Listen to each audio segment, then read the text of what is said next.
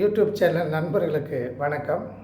நண்பர்களே, தற்போது அமெரிக்காவில் புதிய அதிபராக ஜனவரி 20ஆம் தேதி அன்று திரு ட்ரம்ப் அவர்கள் பதவியேற்றுள்ளார் என்பது குறித்து உங்கள் அனைவருக்குமே தெரியும். அவருடைய நடவடிக்கைகள் மிக தீவிரமாக இருக்கின்றன. உலகத்தில் அதை செய்கிறேன் இதை செய்கிறேன் என்று கூறிக்கொண்டு மீண்டும் உலகத்திற்கு தான் நாட்டாமை, தனது பேச்சைத்தான் அனைவரும் கேட்க வேண்டும் என்ற ஒரு தோரணையில் திரு ட்ரம்ப் அவர்கள் பேசி வருவதை நீங்கள் உன்னிப்பாக கவனித்திருக்கலாம்.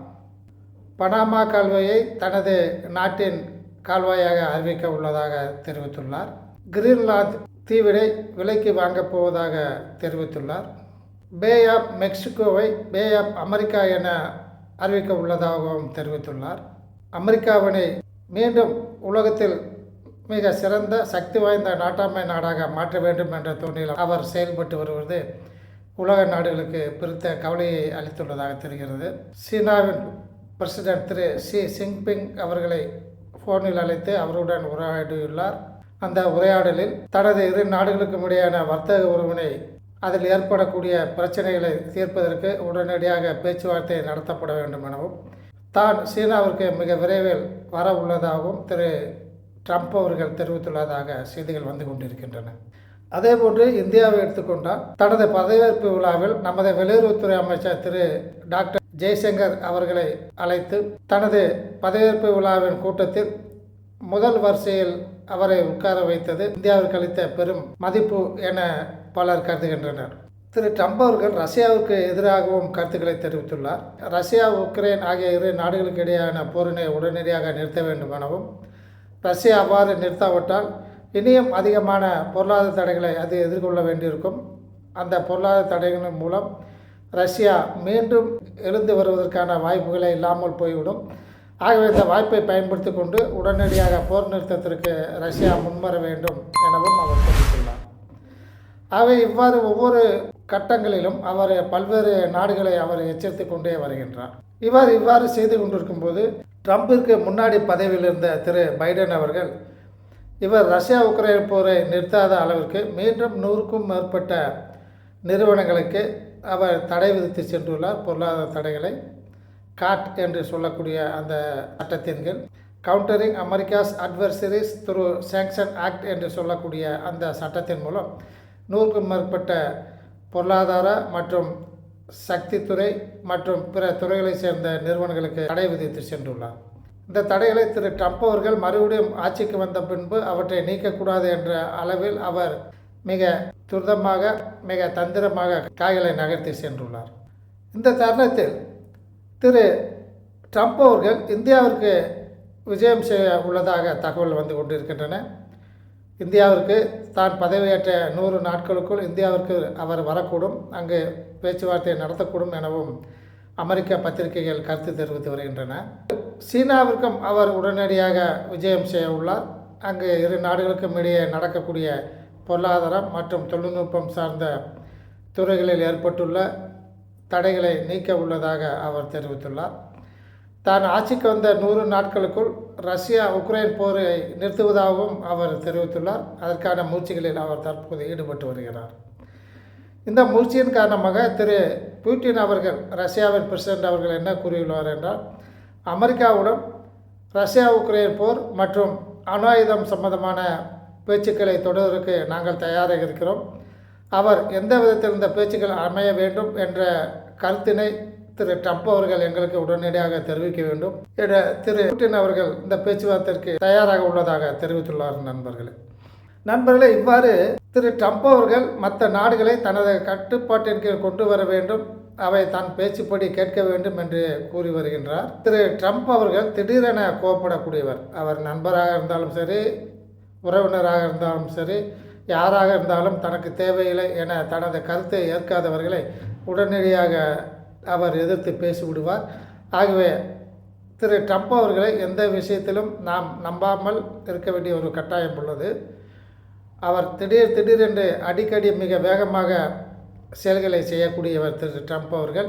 ஆனால் நமது இந்தியா மிக அமைதியாக இருந்து அந்த அமைதியின் மூலம் தனக்கு வேண்டிய காரியங்களை எவ்வாறு வெற்றிகரமாக செய்ய வேண்டும் என்பதனை யோசித்து வெற்றி காணக்கூடிய நாடு நமது இந்தியா நாடு. நண்பர்களே, திரு ட்ரம்ப் அவர்கள் 100 நாட்களுக்குள் இந்தியாவிற்கு விஜயம் செய்ய உள்ளார் என்ற ஒரு கருத்து இருக்கும்போது, புட்டின் அவர்கள் ஏற்கனவே இந்தியாவிற்கு வருவதற்கான முயற்சிகளை அவர் எடுத்து வருகிறார்.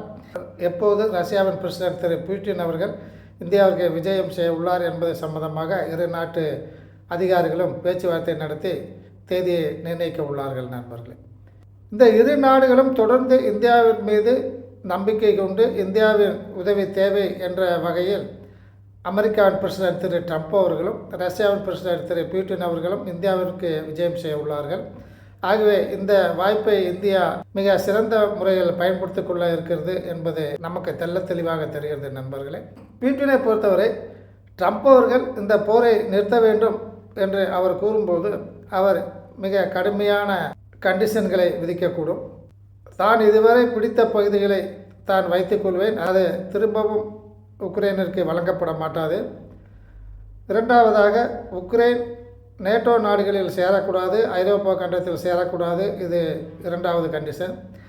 மூன்றாவது, எந்த விதத்திலும் அணு ஆயுதங்களை வாங்குவதோ அல்லது அணு ஆயுதங்கள் தயாரிப்பில் ஈடுபடுவதோ போன்ற செயல்களில் உக்ரைன் ஈடுபட்டால் அது ஏற்றுக்கொள்ளத்தக்கதல்ல போன்ற மிக கடுமையான கண்டிஷன்களை அவர் இந்த பேச்சுவார்த்தையில் அவர் கூறக்கூடும். ஆகவே இந்த பேச்சுவார்த்தை என்பது 100 நாட்களுக்குள் முடிவதாக இல்லை, இது தொடர்ந்து ஒரு வருடத்திற்கு மேல் நடந்து கொண்டு தான் இருக்கப் போகிறது. ஏனென்றால் மிரட்டி பேசக்கூடிய திரு ட்ரம்ப் அவர்களின் செய்கையை சீனா ஏற்றுக்கொள்ளாது, ரஷ்யாவும் ஏற்றுக்கொள்ளாது, எந்த நாடுகளும் ஏற்றுக்கொள்ளாது. ஆகவே இது தொடர்ந்து பேச்சுவார்த்தையின் மூலம் நடந்து இந்த போர் நிற்பதற்கு அதிக நாட்கள் கூட ஆகக்கூடும் என்று தெரிகிறது நண்பர்களே. சரி நண்பர்களே, இந்தியாவிற்கு திரு ட்ரம்ப் அவர்களும் திரு புட்டின் அவர்களும் விஜயம் செய்வதால் என்னென்ன நன்மைகள் ஏற்பட உள்ளன என்பதை நாம் பார்த்தோமானால், ரஷ்யா இந்தியாவிற்கு வரும்போது இந்தியாவிற்கு தேவையான மிக அதிகமான டிஃபென்ஸ் சம்பந்தமான ஒப்பந்தங்கள் கையெழுத்திடப்படலாம். இந்தியாவிற்கு குரூட் ஆயில் போன்றவற்றை இறக்குமதி செய்வதற்கு மீண்டும் சலுகைகள் விதிக்கப்படலாம். ஏனென்றால் தற்போது ரஷ்யாவிலிருந்து எண்ணெய்களை ஏற்றிக்கொண்டு பிற நாடுகளுக்கு செல்லக்கூடிய கப்பல்களுக்கு பொருளாதார தடைகளை அமெரிக்கா விதித்துள்ளது. ஆனால் தற்போது ரஷ்யா என்ன கூறுகிறது என்றால், நாங்கள் தொடர்ந்து எங்கள் நாட்டிற்கு தேவையான எண்ணெய் எந்த நாட்டில் மிக குறைவாக கிடைக்கின்றதோ அந்த நாட்டுகள் நாங்கள் தொடர்ந்து வாங்குவோம் என்று இந்தியா நேற்று அறிவித்துள்ளது நண்பர்களே. அமெரிக்கா எந்த விதமான பொருளாதார தடைகளை விதித்தாலும், அது என்ன கூறினாலும் தொடர்ந்து ரஷ்யாவிடம் இந்தியா எண்ணெய் வாங்கி கொண்டிருக்கும், மிக குறைந்த விலையில் கிடைக்கும் வரை. பொருளாதாரம் சம்பந்தமான ஒப்பந்தங்களும் இராணுவம் சம்பந்தமான ஒப்பந்தங்களும் இந்தியாவிற்கும் ரஷ்யாவிற்கும் இடையே கையெழுத்திடப்படலாம் என்று தெரிகிறது நண்பர்களே. அது மட்டும் இல்லாமல் கூடங்குளத்தில் ஏற்கனவே 4 அணு உலைகளை ரஷ்யாவின் உதவியுடன் நாம் கட்டியுள்ளோம். எரிசக்தி சம்பந்தமான துறைகளில் மீண்டும் ஒத்துழைப்பை அதிகரிப்பது எவ்வாறு என்பது குறித்து தொடர்ந்து பேச்சுவார்த்தை நடத்தப்படலாம். மிக அதிகமான ஒப்பந்தங்கள் கையெழுத்திடப்பட்டு இந்தியாவிற்கு சாதகம் விளைவிக்கக்கூடிய அளவில் இந்த விஜயம் இருக்கும் என்று தெரிகிறது நண்பர்களே. இன்னொரு பக்கம் பார்த்தோமானால், ரஷ்ய பிரசிடென்ட் அவர்கள் வந்து சென்ற பின்பு திரு ட்ரம்ப் அவர்கள் இந்தியாவிற்கு விஜயம் செய்யக்கூடும் என்று தெரிகிறது. அவர் இந்தியாவிற்கு வரும்பொழுது தங்கள் நாட்டில் உள்ள விமானங்களையும் இராணுவம் சம்பந்தமான ஆயுதங்களையும் தொடர்ந்து வாங்குமாறு அவர் அதிகமாக வற்புறுத்தக்கூடும் இந்தியாவை.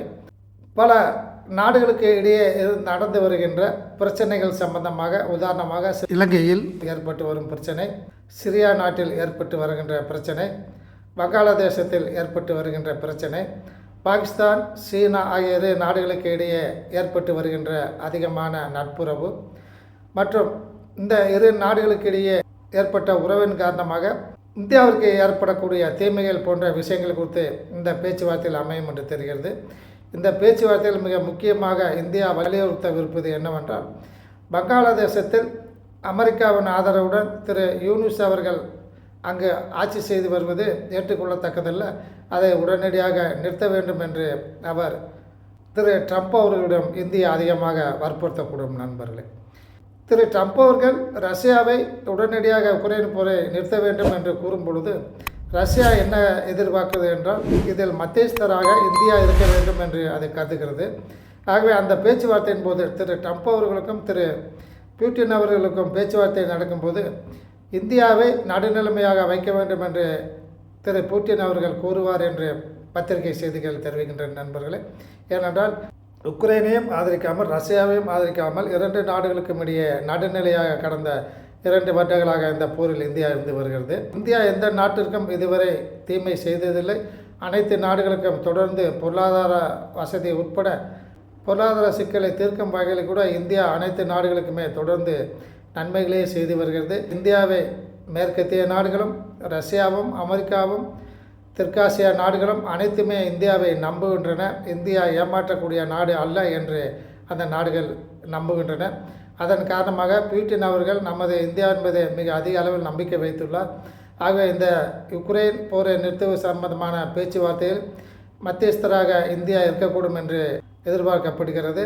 அவ்வாறு இந்தியாவிற்கு அந்த வாய்ப்பு வழங்கப்பட்டால் தனது திறமையை பயன்படுத்தி இந்த போரினை நிறுத்துவதற்கு தேவையான முயற்சிகளை இந்தியா எடுத்து உலக அரங்கில் இந்தியா நற்பெயர் இருக்கக்கூடிய வாய்ப்புகள் அதிகமாக இருக்கின்றன நண்பர்களே.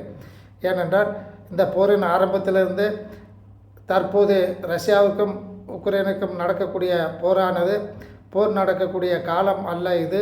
ஆகவே டிப்ளமேட்டிக் முறையில் இரு நாடுகளும் பேச்சுவார்த்தை நடத்தி இந்த போரை நிறுத்தி கொள்ள வேண்டும் என்று பல முறை நமது பிரதமர் அவர்கள் உலக அரங்கில் இந்த கருத்தை தெரிவித்துள்ளார் நண்பர்களே. தற்காலத்தில் ரஷ்யா சீனாவிடம் மிக அதிக அளவில் நெருங்கி நட்புறவு கொண்டுள்ளதால் இந்த நட்புறவை எவ்வாறாவது உடைக்க வேண்டும் என்று இந்தியா முயற்சிக்கக்கூடும்.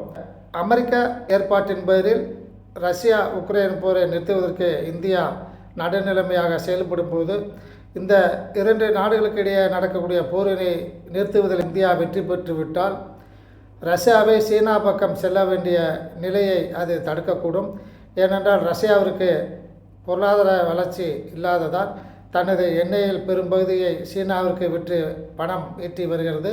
இந்த போரை நிறுத்திவிட்டால் அமெரிக்கா ரஷ்யாவின் மீது விதித்துள்ள தடைகள் அனைத்தையுமே பொருளாதார தடைகள் அனைத்தையுமே எடுக்கக்கூடிய ஒரு வாய்ப்புகள் அமையும். அவ்வாறு ரஷ்யாவின் மீது அமெரிக்கா விதித்துள்ள பொருளாதார தடைகளை நீக்கிவிட்டால் ரஷ்யாவின் பொருளாதாரம் வளரக்கூடிய வாய்ப்புகள் உண்டாகும்.